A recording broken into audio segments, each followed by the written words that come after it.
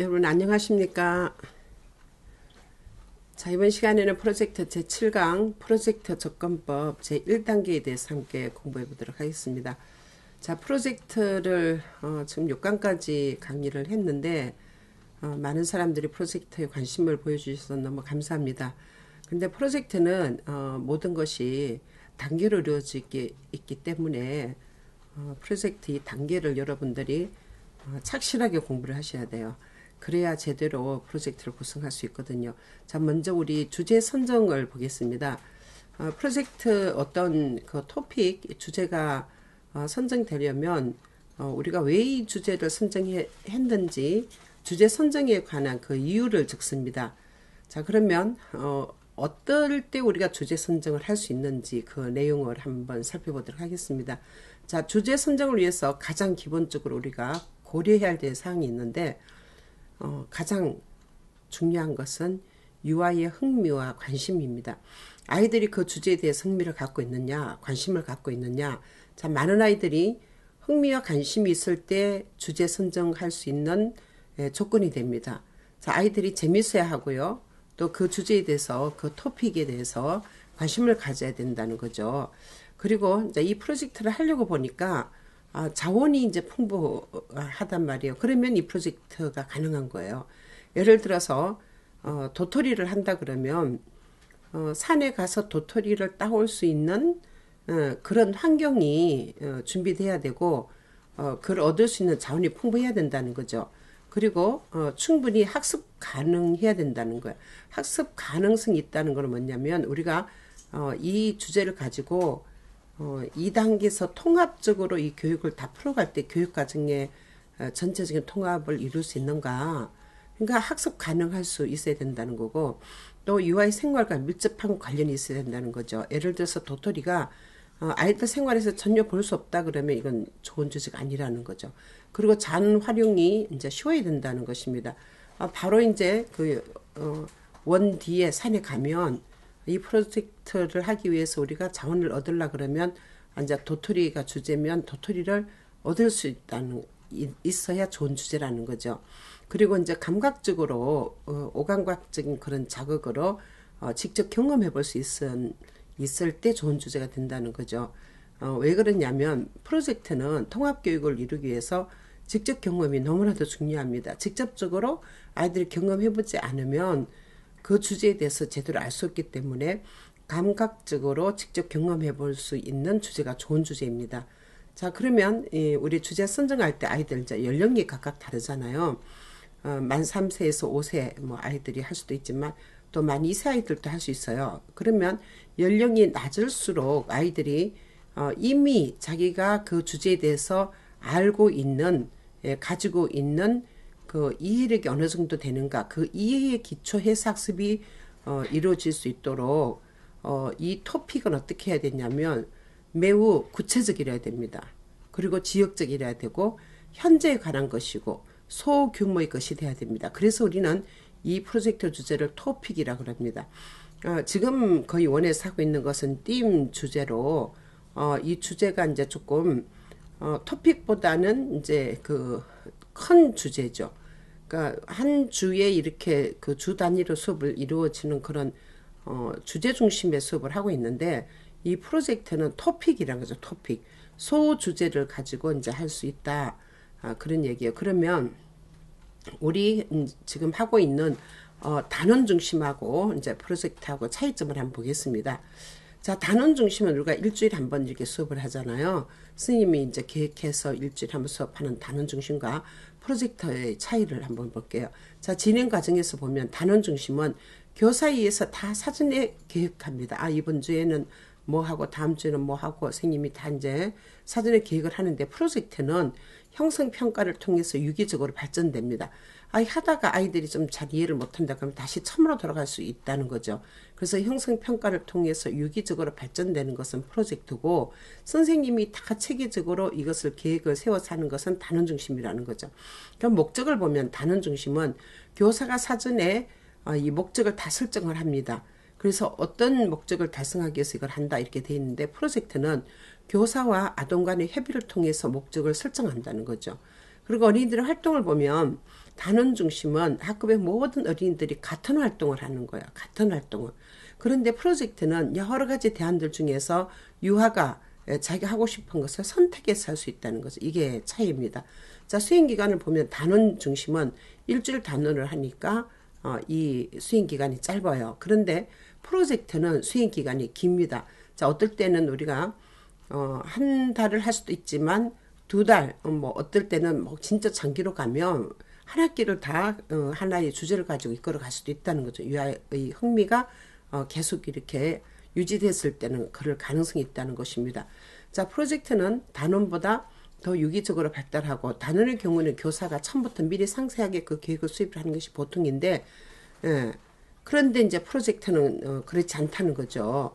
자, 단원 계획에서는 한 학급의 모든 어린이들이 한 테마와 관련해서 동일한 활동을 수행할 수 있다면 이 프로젝트는 어린이들에게 선택권이 주어집니다. 그리고 그들이 서로 다른 활동에 참여할 수 있도록 계획되기 때문에 프로젝트하고 단원은 다르다는 거죠. 그럼 프로젝트를 하기 위한 그 토픽의 선정 준거는 무엇일까요? 자, 어린이들이 이미 알고 있는 것에 기초하고 있는가? 자, 그 주제에 대해서, 도토리라 그러면 도토리에 대해서 이미 알고 있는가? 또 어린이들이 자기가 살고 있는 그 세계에 이 세계를 보다 더 잘 이해할 수 있도록 그 주제가 도울 수 있는가? 자, 그러면 좋은 주제라는 거예요. 자, 어린이들이 서로 더 잘 이해할 수 있도록 도울 수 있는가? 그 주제를 수행하면서 아이들이 서로 더 잘 이해할 수 있는가? 또 그 실생활에서 우리가 글을 읽고 세벌하는 것, 이것이 얼마나 가치 있는 일인가 이해할 수 있도록 돕는가? 예를 들면 의사소통, 그 이제 언어 영역의 그 활동과 또 하나는 셈을 한다는 것은 자연 탐구죠. 자, 이런 우리가 통합교육 2단계에서 이런 것들이 정말 이 프로젝트를 하면서 얼마나 가치 있는가, 이것을 이해를 하는가. 자, 그러면 통합교육이 가능하면 이게 좋은 주제라는 거죠. 그리고 극화놀이, 발표, 자, 이런 거를 할 때 아이디어를 제공할 수 있는가. 자, 예를 들어서 어떤 주제를 선정했는데 그 주제를 가지고 극화놀이를 할 수 있다. 뭐 사과 같으면 우리 사과가 주제로 된 그런 동극을 할 수 있는 거, 극화놀이 할 수 있는 거, 또 동화에서 그런 거 있는 거기 보면 백설공주가 이제 또 이렇게 관련되잖아요. 자, 그랬을 때 그것은 좋은 주제다 이런 얘기죠. 또 유아들이 학교 밖에서 정보를 찾을 수 있도록 고무시키는가. 교실 외에 밖으로 나가면 우리가 그 주제를 충분히 조사해 볼 수 있는 그런 자원들도 있고, 또 그 주제에 대해서 막 뭔가 이제 그 정보를 찾을 수 있도록 고무를 시킬 수 있는가. 또 부모와 의사소통을 촉진할 수 있는가.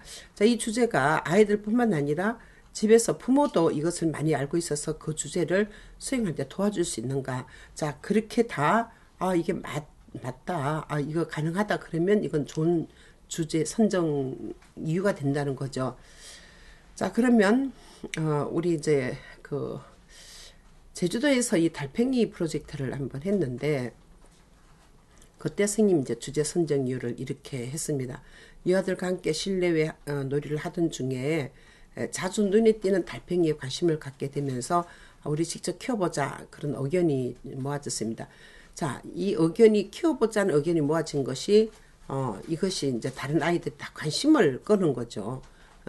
뭔가 촉발 사건이 된 거예요. 이제 이 프로젝트는 아이들이 전체가 다 관심을 모으는 그런 촉발 사건이 있어야 되는데, 바로 이제 이 키워보자, 같이 키워보자, 이런 게 이제 발단 사건이라는 거죠.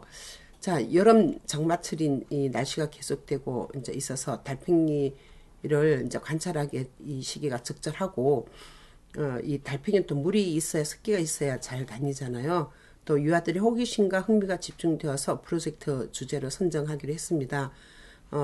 이 달팽이에 대한 이 탐구를 하면서 자, 아이들이 생명의 신비함과 소중함에 대해서 알고 이제 또 생태계의 그 질서를 유지하기 위한 작은 생명체의 중요한 역할을 알게 되는 기회가 되리라 기대합니다. 이제 이렇게 썼어요. 자, 그러면 선생님이 이제 다 잘했어요. 그런데 뭔가 빠진 게 있죠. 이 프로젝트 주제를 가지고 우리가 통합교육이 가능하고, 또 가정에서도 협력을 해줄 수 있고, 또 지역사회에 나가면 이 자원들을 충분히 우리가 활용을 할 수 있어서 그래서 이걸 주제로 선정했습니다. 이렇게 하면 완벽한 주제 선정 이유가 되는 거예요. 우리 프로젝트 전시할 때 이제 어떻게 하세요? 왜 이 주제를 선정했는지 그 프로젝트 전시할 때 제일 처음에 이 주제 선정 이유를 갖다가 이렇게 벽에 붙이잖아요.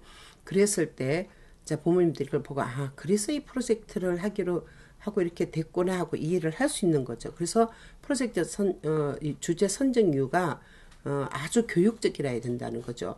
뭐 그냥 막 그 선생님이 소설 쓰듯이 하면 안 되고 자기 경험 쓰듯이 하면 안 되고 여기에 있는 프로젝트 선정 주제 선정 이후에 합당한 그 내용을 교육적으로 이렇게 기술을 하시면 되는 거예요.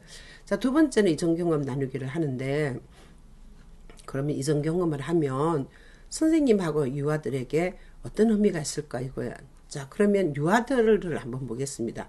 자, 유아 스스로 그 주제에 대해서 알고 있는 것이 무엇이고 경험한 것이 무엇인지 점검하는 계기가 되니까 이전 경험 나누기를 하면서 이런 의미가 있다 이런 얘기예요.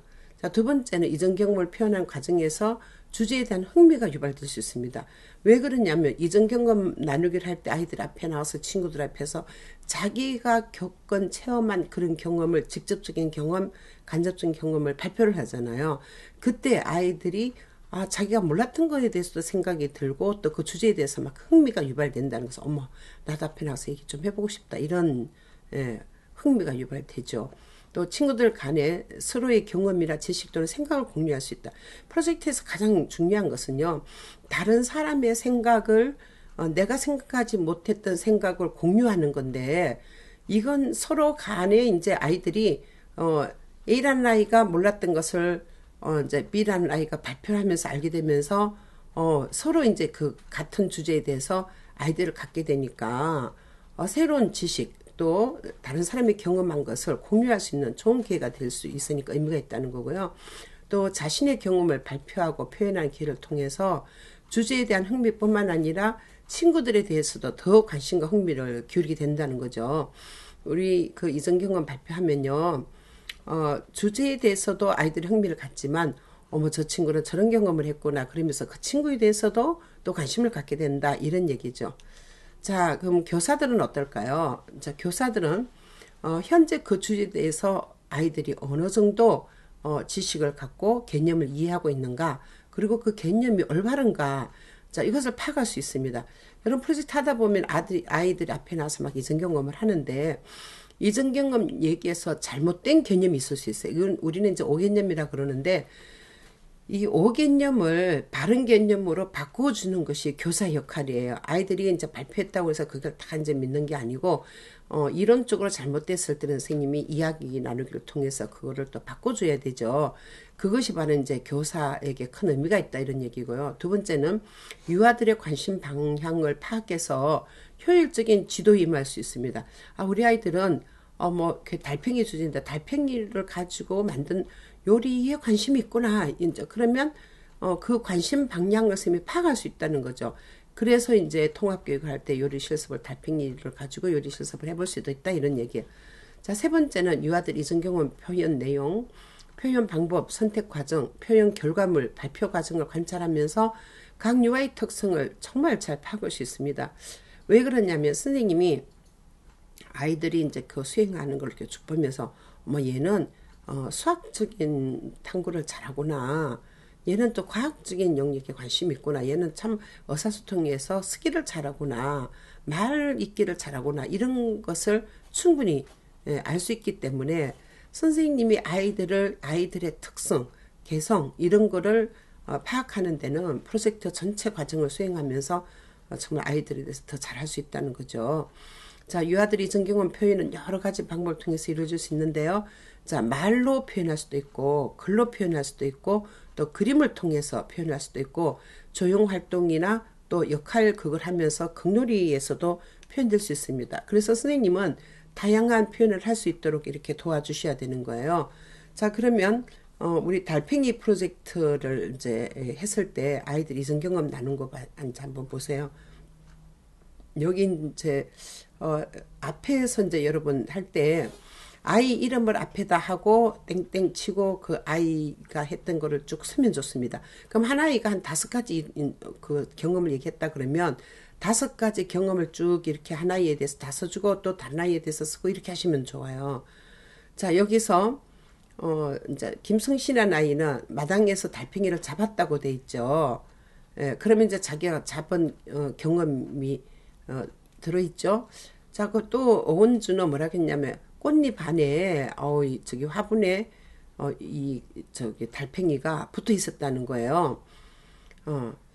그래서 이제 박지빈이라는 아이는 초등학교에서 달팽이를 만나서 재밌었어요. 그러니까 학교에서도 보고 동물원에서도 보고 애들이 보니까 네이크로바 뒤에 달팽이가 있었고 풀에서도 있었고 다양한 경험을 한 거예요. 이것이 바로 아이들의 직접적인 경험이죠. 그래서 선생님이 이제 쭉 나눠 보니까 이제 이 달팽이가 어디서 살까 그랬더니 비 오는 날 이제 어린이집에 가는 길에 봤다. 햇빛이 날 때 풀에서 봤다. 놀이터에서 달팽이가 있었다. 또 엄마랑 밤에도 달팽이 봤다. 그 달팽이가 이제 사는 곳은 이런 곳이다 이런 거죠. 그래서 그 어떤 날씨를 좋아할까 그러니까 선생님은 이제 어떤 날씨를 좋아할까를 물었는데 아이가 이제 달팽이 특성을 쓰는 것 같아요. 동그랗고 컸다, 머리가 있어요, 뭐 이렇게 했는데 껍데기에서 나와서 기어다녔어요. 그러니까 기어다닌 거는 달팽이의 특성이 될 수 있죠. 그런데 이제 모양이라든지 뭐 이런 거는 또 다른 데 들어가면 되겠어요.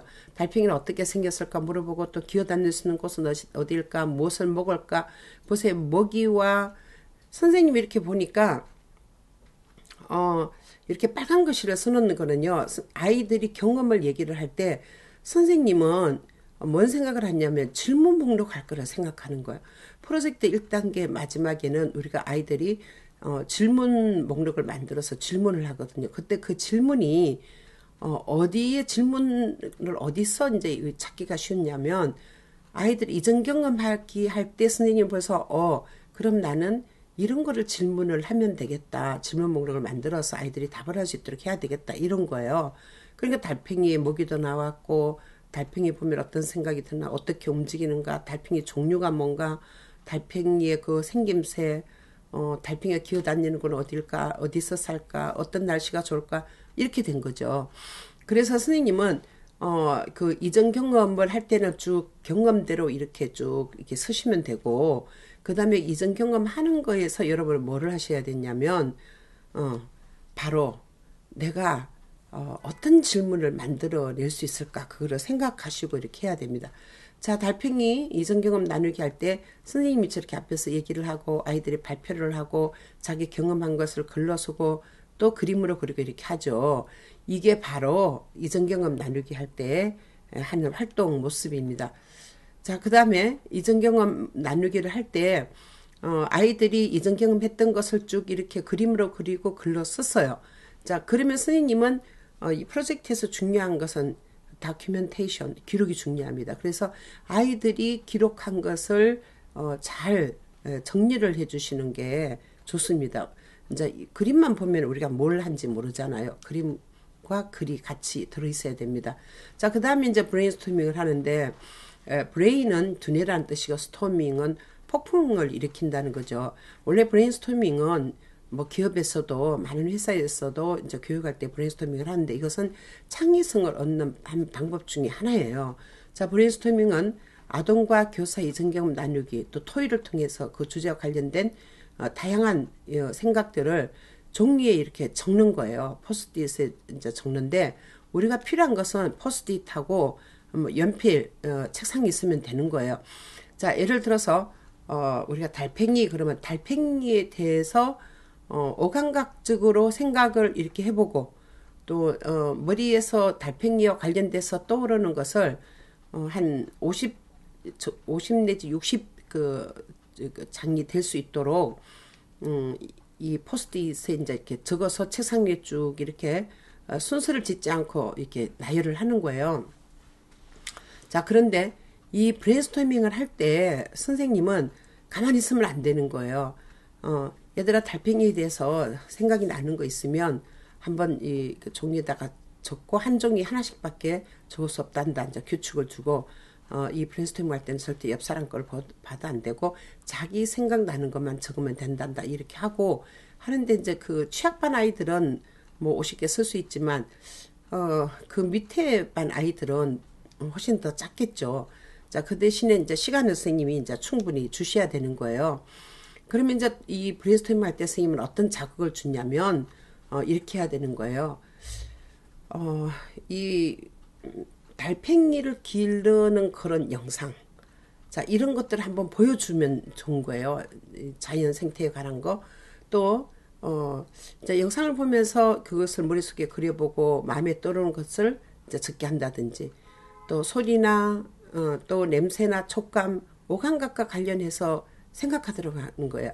자, 달팽이에서 어떤 소리가 나니? 또 달팽이는 어떤 냄새가 나냐?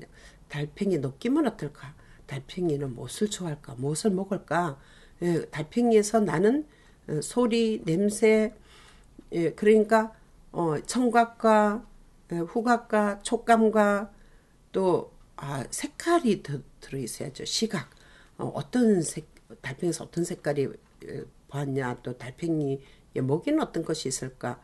미각 이런 것을 다 관련해서 아이들한테 아이디어를 주시면 아이들이 그걸 쓸 수 있는 거죠.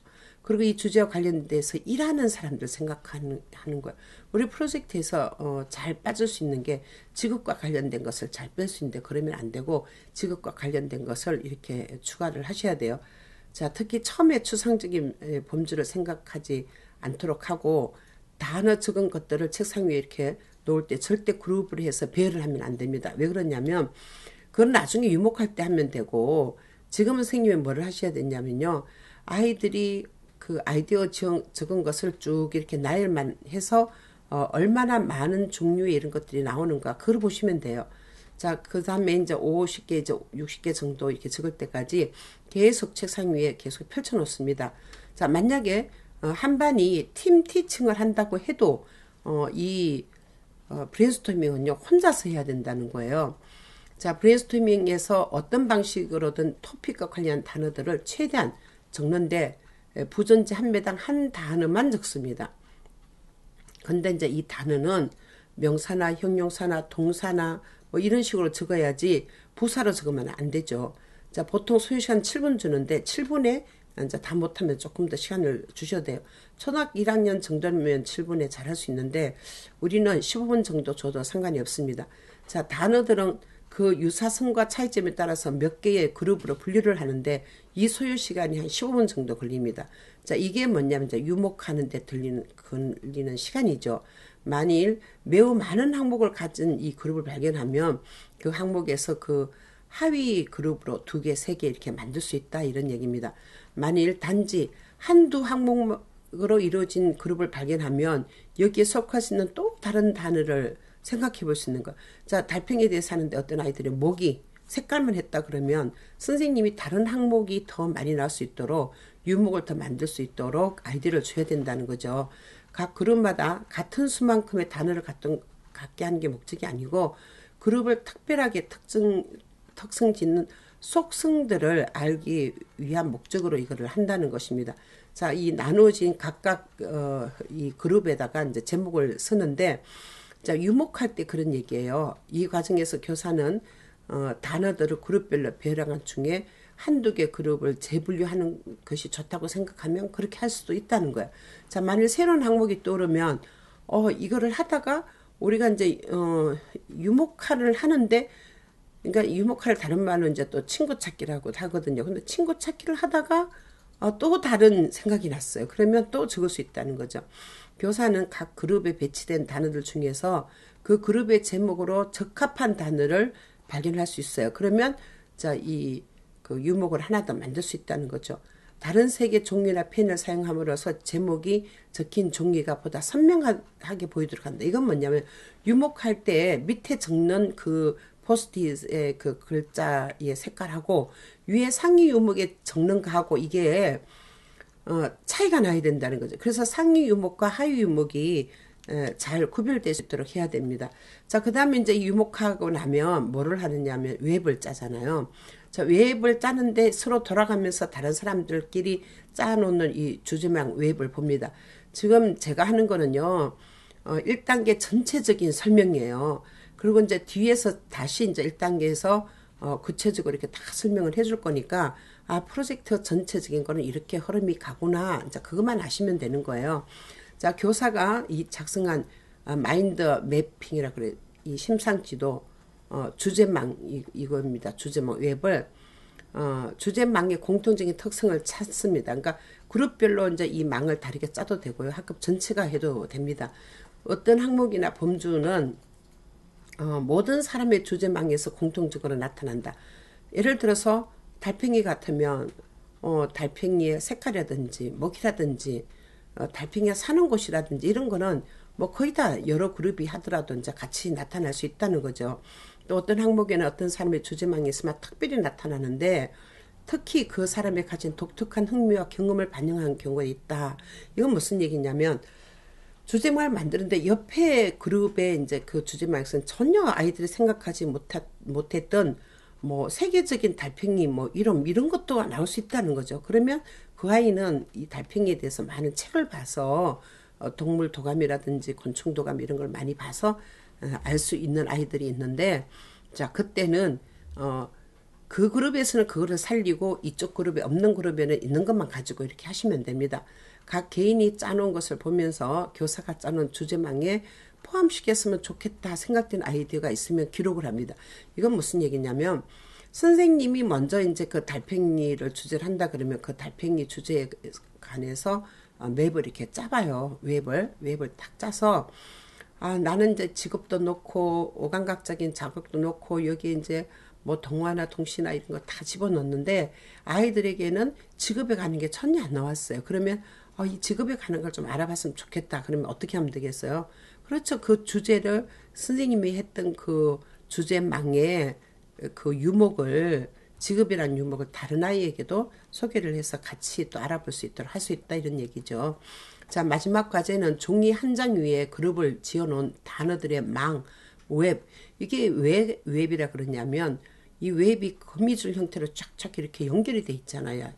그래서 우리가 웹을 잘 짜는 거는요, 거의 거미줄 형태로 이렇게 막 엇갈려서 길이 이렇게 웹 형태로 이렇게 되는 게 아주 좋은 주제망입니다. 기계적으로 착착하게 짠 거 말고 거미줄 형태의 그런 웹이 좋다는 거죠. 자, 그래서 망 형태로 재배치하는 일인데요. 자, 이러한 주제망은 단계적인 학습의 순수를 보여주는 플로우 차트의 우선에 작성되는 것입니다. 자, 주제망은 중심 생각이 되는 토픽이나 테마 제목에 방사선형으로 표적함으로써 쭉 이렇게 만드는데 실제 제가 이제 웹 짠 것을 보여주면 여러분 금방 이해를 할 거예요. 근데 이제 여기 중심에 이 토픽이 들어가야 되는데 이 토픽은 어디 들어가냐면 우리가 이제 예를 들어서 전체 이걸 그린다 그럴 때 가장 중앙에 달팽이라고 쓰고 그 다음에 방사선 형태로 쫙쫙 이렇게 나가면서 유목화했던 그 유목을 쫙 쓰면 되는 거예요. 그러면 이제 웹이 아주 이쁘게 되는 거죠. 토픽명을 중심으로 해서 각 그룹 소주제의 이름을 다시 적는다. 이거는 뭐냐면 우리 달팽이라는 것을 이렇게 딱 중간에 이제 그 주제로 그 중심 주제로 토픽을 가지고 왔어요. 그러면 달팽이의 먹이, 색깔, 달팽이에서 나는 소리, 뭐 직업 이런 것을 쫙쫙 연결해서 그때 이제 그 소주제에다가 이 밑줄을 이렇게 쳐주면 이게 소주제라는 거, 유목이라는 것을 다 더 잘 이해를 할 수 있다 이런 얘기죠. 각 소주제명에서 시작해서 그와 관련된 사항들을 가지 형태로 쫙쫙 가지처럼 나열을 하시면 되는 거예요. 자, 만약에 소주제에서 이제 이게 막 더 많은 범주가 필요하다 그럴 때는 다시 그 소주제를 두세 개로 이렇게 분류할 수 있다 이런 얘기입니다. 자, 달팽이에서 나온 우리 브레인스토밍을 보니까 아이들이 이렇게 많은 브레인스토밍을 했어요. 그럼 이제 이 브레인스토밍은요, 여러분 정답 뭐 오답이 없습니다. 아이들의 생각을 보는 거기 때문에 무조건 다 적는 거예요. 근데 예를 들어서 색깔을 하는데 달팽이 갈색이 10개가 나와서 우리 반 아이들이 10명이 있었다 그러면 9개는 버리고 하나만 적는 거예요. 그래서 이 아이디어들이 겹치지 않도록 해서 이렇게 브레인스토밍으로 쭉 나열을 하시고, 자, 그러면 여기서 이렇게 보시면, 아이들이 이제 이 브레인스토밍 할 때, 지금 전지에다가 쭉 이렇게 적는 게 보이시죠? 예, 절대 같이 하면 안 되죠. 따로, 혼자서 이렇게 하는 게 보이시죠? 자, 그래서 다 적어보니까, 이 달팽이에 대한 브레인스토밍이 저렇게 많이 나왔어요. 자, 그래서 이제 이걸 가지고 유목화를 하는데, 유목화는 브레인스토밍을 통해서 나온 단어들의 유사성에 따라서 몇 개 그룹으로 쭉 분류하는데, 자, 유목화 과정은 유사한 단어끼리 이제 그룹 짓기, 그룹 재조정하기, 자, 하는데, 그룹이 너무 많은 단어들이 있으면 두세 개로 하이 그룹으로 나눠서, 자, 분류를 할 수 있습니다. 그러면 이제 유목화를 한번 보겠습니다. 자, 달팽이의 특징이 나왔어요. 구조가 나왔어요. 먹이가 나왔어요. 종류가 나왔어요. 사는 곳. 그럼 달팽이를 어디에 쓰는가? 용도, 날씨. 이제 이 주제는 만 5세에 반이 했기 때문에 많이 나왔어요. 달팽이 모양, 색깔, 천적, 느낌, 동화, 동시, 동료인데, 동화, 동시, 동료는 다 어디에 들어갔냐면 나중에 자원 목록에 들어가면 되고요. 모양과 색깔과 느낌과 이런 거는 아이들 먹이 이런 거는 맨 앞으로 가는 게 좋아요. 아이들이 가장 쉽게 할 수 있는 게 뭐냐면 오감각적인 작업이거든요. 그런 활동이거든요. 오감각적인 활동을 할 수 있는 걸 앞으로 가고 조금 이제 어려운 거 그런 거는 뒤로 이렇게 가는 게 좋겠어요. 그럼 이제 유목화 활동을 아이들이 이렇게 했어요. 그래서 포스트잇에 이제 했던 것을 유목화했는 것을 이렇게 붙이는 거예요.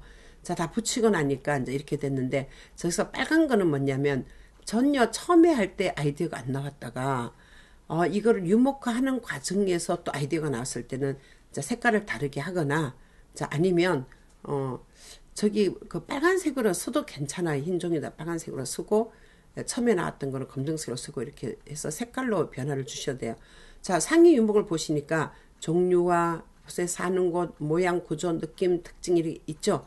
이것이 밑에 있는 하위에 그 있는 유목하고 상위 유목이 여러분 어떠세요? 색깔이 다르죠. 그래서 이건 상위 유목이다. 이제 이 범주에 들어가는 내용들이 이렇게 밑에 이제 쭉 들어있고 위에는 저렇게 색깔을 다르게 해서 표시를 한다. 그거를 이해를 하시고 아이들도 이제 그렇게 아이들에게도 가르쳐 주시면 되겠습니다. 여러분 이렇게 해서 이번 시간에는 우리가 프로젝트 1단계에서 전체적인 그 내용을 살펴봤는데 맨 처음에 뭐 한다 그랬죠? 주제 선정 이유죠. 자, 그 다음에 그 주제 가지고 이전 경험을 하죠. 자, 이전 경험을 하고 나면 브레인스토밍을 해야 되죠. 자, 브레인스토밍 하고 나면 뭐 해요? 유목하죠. 그리고 유목하고 나면 웹을 짜죠. 자, 그 다음에 질문 목록 뭐 이렇게 나오는데 그 뒤에서 우리가 이제 상세하게 더 공부하도록 하고요. 전체적인 1단계를 지금 설명을 해드렸어요. 달팽이라는 것을 주제를 할 때 이렇게 할 수 있다고 이제 해드렸고요.